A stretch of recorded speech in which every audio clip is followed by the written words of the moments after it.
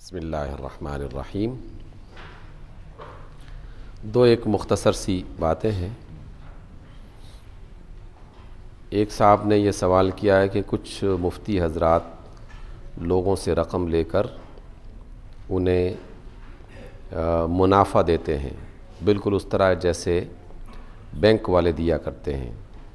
مثلاً ایک آدمی سے 10 لاکھ روپے لے لیتے ہیں اور ماہانہ جو ہے وہ 3,500 روپے اسے دیتے رہتے ہیں۔ تو کیا یہ عمل جو ہے یہ سود میں شامل ہوتا ہے یا نہیں ہوتا؟ دیکھیے، 2 باتوں کو ذہن میں رکھنا چاہیے۔ پہلی بات تو یہ ہے کہ جب بھی کوئی شخص کسی فرد کو سرمایہ کاری کے لیے پیسے دے تو اس سے یہ طے نہیں ہو سکتا کہ میں آپ کو 5 لاکھ 10 لاکھ یا 2 لاکھ دے رہا ہوں اور آپ مجھے ہر مہینے 500 10 1000 5000 دے دیا کریں، جسے آپ فکسڈ اماؤنٹ کہتے ہیں۔ اس کی بنیاد پر آپ جو ہے وہ اس طرح کا معاہدہ نہیں کر سکتے۔ ایسا نہیں ہوتا، کیونکہ جو بھی رقم دی جاتی ہے اس کو کسی نہ کسی کاروبار میں یا کسی اس میں لگایا جاتا ہے، کارخانے میں، اور اس کے منافع کے اعتبار سے کوئی ریشو وہ متعین کی جا سکتی ہے کہ مثلاً میں آپ کو 5 لاکھ دے رہا ہوں اور ہر مہینے اور میں اس میں سے یا ایک وقت کے بعد جو بھی اس کے طے کر لیا جائے اس میں 5%، 2%، 3% وہ اس میں سے میں حاصل کرتا رہوں گا۔ جو بھی منافع ملے گا وہ منافع اگر اس فیصد کے اعتبار سے طے کر لیا جائے تو یقیناً ہر مدت کے بعد وہ بدلتا رہے گا۔ منافع اضافہ ہو جائے گا تو زیادہ پیسے ملیں گے، کم ہوگا تو کم پیسے ملیں گے۔ لیکن فکسڈ اماؤنٹ کی طرح جو ہمارے ہاں بینکوں میں ہوتا ہے، اس پر تمام علماء کا اتفاق ہے کہ یہ ایک سودی قسم کا سلسلہ ہے کاروباری، اس سے گریز کرنا چاہیے، اس کو بالکل اختیار نہیں کرنا چاہیے۔ ایک اور صاحب نے توجہ دلائی، اور وہ یہ ہے کہ مسجد میں بہت سارے احباب یا دوست نماز کے لیے تشریف لاتے ہیں، تو بعض اوقات وہ بیٹھتے ہیں تو محض ادھر ادھر دیکھتے رہنا اور گپے لگاتے رہنا، اس کے بجائے اگر وہ درود پڑھتے رہیں یا کوئی تسبیح کرتے رہیں تو یہ زیادہ اچھا عمل ہے۔ یقیناً ان کی طرف سے یہ توجہ اچھی ہے اور بہتر ہے کہ جب بھی مسجد میں کوئی شخص آئے، بلکہ گھر میں بھی اور دیگر دکان دفتر میں بھی اگر کوئی شخص فارغ بیٹھا ہوا ہے تو بجائے اس کے کہ اپنے ذہن کو فضول قسم کے خیالات کا شکار کرے اور ادھر ادھر کی باتیں سوچے، وہ درود شریف اور ورد کا اظہار کر سکتا ہے، اس کو دہرا سکتا ہے۔ ایک تو شیطان کے وسوسوں سے محفوظ رہے گا وہ شخص، دوسرا اللہ تعالیٰ کی طرف سے خیر و برکت اسے ملے گی اور نیکیاں حاصل کرنے کا موقع ملے گا۔ ایک تیسرا سوال ایک صاحب نے کیا، اور وہ خاص طور پر ان دنوں میں زیادہ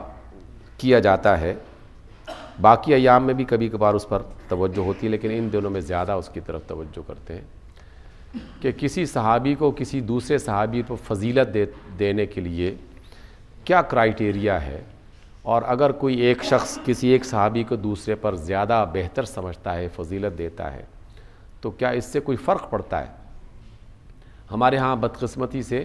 پاکستان میں اس بات پر بھی جھگڑے ہوتے رہتے ہیں، اور بہت سے لوگوں نے اپنے اپنے فرقوں اور مسلکوں کی اور جماعتوں کی بنیاد پر اصحاب رسول کو بھی آپس میں تقسیم کر لیا ہے۔ کوئی امام علی علیہ السلام کو زیادہ فضیلت دینے کے لیے انہیں کہتے ہیں کہ ہم ان کو زیادہ بہتر سمجھتے ہیں، کوئی اس کے مقابلے میں ضد میں آ کر کسی دوسرے صحابی کو بنیاد بنا لیتے ہیں اور کہتے ہیں کہ نہیں وہ ان سے افضل تھے،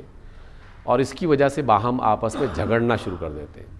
حالانکہ یہ بالکل ایک جاہلانہ قسم کا رویہ ہے۔ سارے کے سارے اصحاب رسول وہ اللہ کے پسندیدہ اور رسول اللہ صلی اللہ علیہ وسلم کی صحابیت کا جو رتبہ انہیں ملا ہے،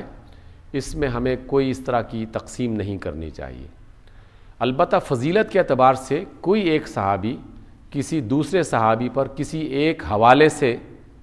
فضیلت اسے مل سکتی ہے، جس کا اظہار خود رسول اللہ صلی اللہ علیہ وسلم نے بھی اپنے کلمات کی شکل میں کیا۔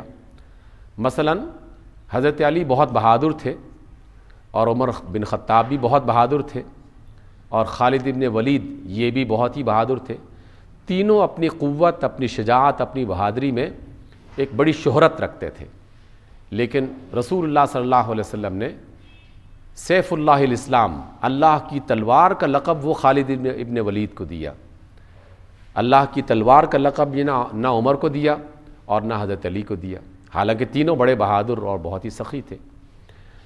سارے اصحاب رسول امانت دار اور بڑے اچھے تھے، دیانت دار اور امانت دار تھے، لیکن رسول اللہ صلی اللہ علیہ وسلم نے بطور خاص عبید اللہ ابن الجراح ان کو امین الامہ کا لقب دیا کہ یہ میری امت کے سب سے زیادہ امانت دار اور میری امت کے امین ہیں، ان کو یہ لقب دیا۔ جس طرح کہ حیا کے اعتبار سے جناب عثمان ابن عفان رضی اللہ تعالیٰ عنہ کی تعریف کی، اور نیکیوں کے بارے میں ابو بکر صدیق کی نیکیوں کی تعریف کی، اور ان کو اس قدر زیادہ بیان کیا کہ دیگر اصحاب رسول جو ہے وہ اس بات پر رشک کیا کرتے تھے، اور علی ابن ابی طالب جو ہے ان کی ذہانت، ان کی بہادری، اور ان کے لیے بھی بہت سارے القابات آپ علیہ الصلوۃ والسلام نے استعمال کیے، ان کے لیے ارشاد فرمائے۔ حسن اور حسین ان کی فضیلت کے بارے میں الگ الگ انداز میں بیان کیا، لیکن اس کا مطلب یہ نہیں ہے کہ ہم اس کی وجہ سے آپس میں الجھنا شروع کر دیں اور یہ کہنا شروع کر دیں کہ ہمارے صحابی جو ہیں وہ زیادہ بہتر ہے، فلاں صحابی زیادہ بہتر ہے، اور اس کی وجہ سے کوئی ایمان میں فرق آ جاتا ہے۔ نہیں، کسی ایک صحابی کو کسی دوسرے صحابی پر فضیلت دینے سے ایمان میں کوئی فرق نہیں آتا، ایمان کا تعلق اس چیز سے نہیں ہے۔ البتہ ایمان کا تقاضا یہ ضرور ہے کہ کسی صحابی کی بدگوئی نہ کی جائے، کسی صحابی کی برائی بیان نہ کی جائے، کسی صحابی میں اگر کوئی کام اس کی زندگی میں ایسا ہوا بھی تھا تو اس کام کو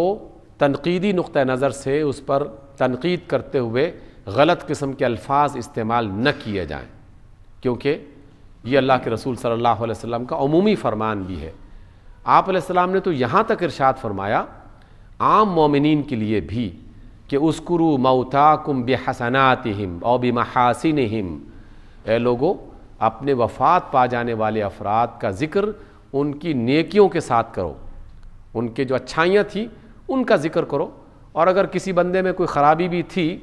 تب مر جانے کے بعد اس کا تذکرہ مت کرو، ان کی دنیا سے جانے کے بعد ان کی خرابیوں کو بیان نہ کرو، ان کی اچھائیوں کو بیان کرو۔